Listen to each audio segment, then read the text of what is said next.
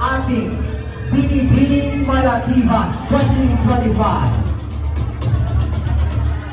At kung ang ating Binibining Malakibas 2025 will not do her best and her duty as a crown Binibining Malakibas 2025, our first runner-up will assume the position. Our Binibining Malakibas 2025 garnered an average score of 95.7%. Ang ating Binibining Malakibas 2025 is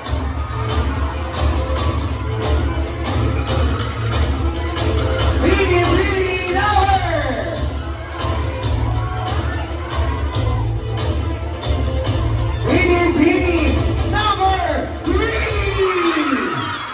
And Binibining number 2 is our first runners-up with an average score of 91%.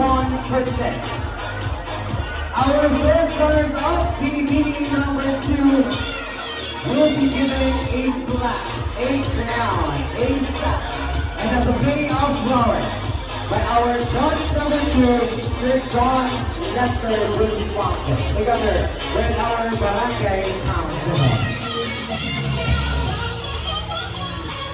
And ladies and gentlemen, ating palakpakan ang ating Binibining Malakibas 2025, Binibining number 3!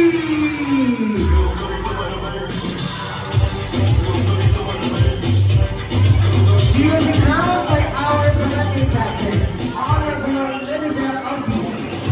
She will receive a plaque, a bouquet of flowers, a crown, a sash, and a patch. Once again, congratulations to Binibining number 3 for being this year's Binibining Malakibas 2025.